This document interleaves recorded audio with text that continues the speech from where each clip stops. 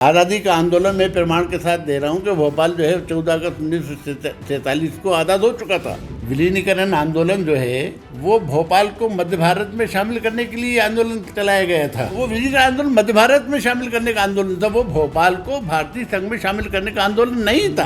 प्रमाण पेश कर दे। मैंने तो आपको मर्जर एग्रीमेंट दे दिया है, उसमें कहीं लिखा है कि भोपाल को आज़ाद किया जाता है। नमस्कार, आप देख रहे हैं वन इंडिया हिंदी। पूरा देश जो है आज़ादी के स्वतंत्रता दिवस को लेकर तैयारियां शुरू कर चुका है। वही बताया जाता है कि 1947 में जब भारत आज़ाद हुआ तो भारत के कुछ हिस्से ऐसे थे जिन्हें स्वतंत्रता नहीं मिली, लेकिन इसको लेकर भी कई प्रकार की भ्रांतियां हैं।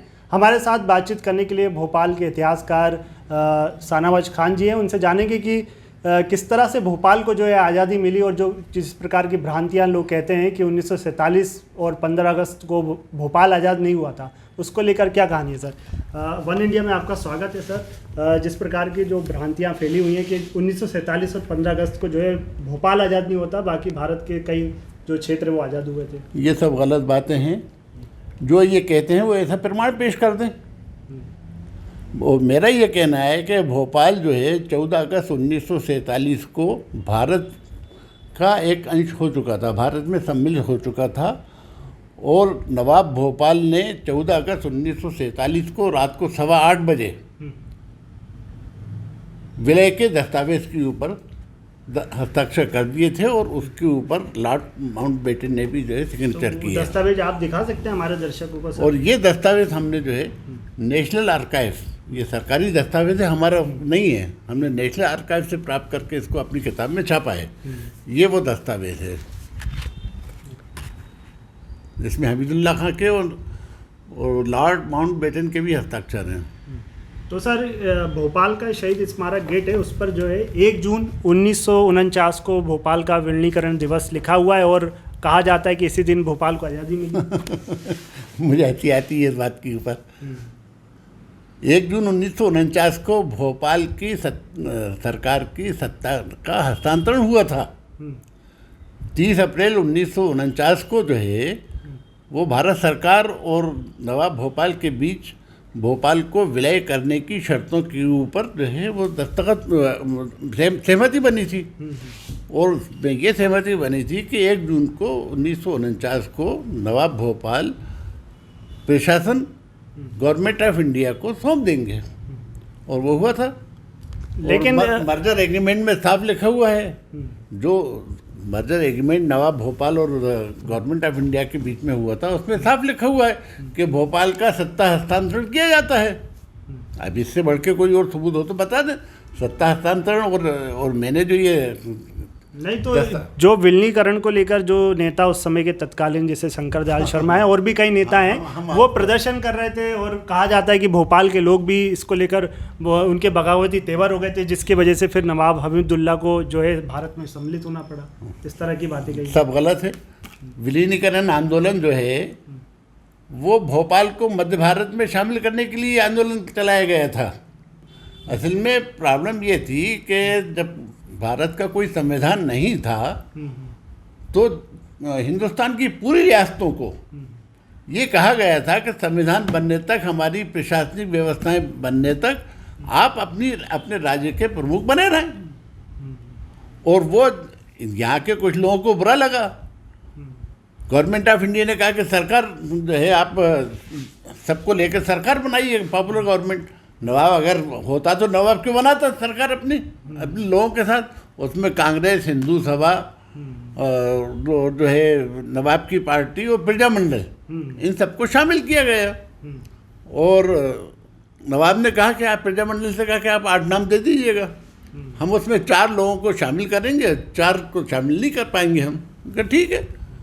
जब 4 मंत्री बन गए और 4 जो मंत्री नहीं बने वो बुरा मान गए।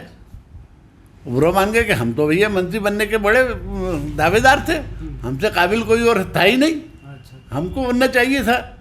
तो इसमें से 2 लोग इतने ज़्यादा नाराज़ हो गए, मास्टर लाल सिंह और कुद्दूस सहबाई। इन्होंने ये कहा कि अगर भोपाल को हम मध्य भारत में शामिल कर लेंगे तो वो बड़ा मंत्रिमंडल बनेगा, और जब बड़ा मंत्रिमंडल बनेगा तो हमें जो है सब में सरकार में जगह मिल जाएगी, जगह उसके बाद जब मध्य भारत में शामिल हो जाएगा।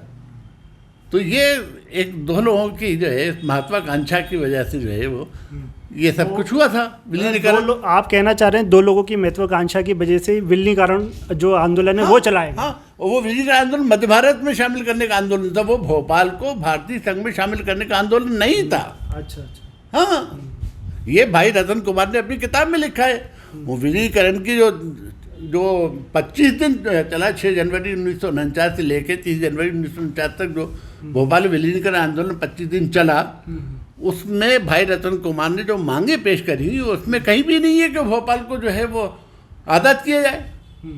तो जब आज़ादी की आपकी मांगी नहीं थी तो आप किस तरीके से कह सकते हैं कि भोपाल पे 1 जून को आज़ाद हुआ था? ये सब गलत बातें हैं, भ्रांतियाँ हैं। तो फिर हम जो नवाब हमीदुल्ला थे उन्होंने सरकार का गठन क्यों किया 1947 के बाद? गवर्नमेंट ऑफ इंडिया ने कहा, इस समझौते होने के बाद गवर्नमेंट ऑफ इंडिया ने कहा कि आप अकेले मत रहिएगा, आप वहाँ के भोपाल के लोगों को साथ मिलकर आप सरकार बनाइए।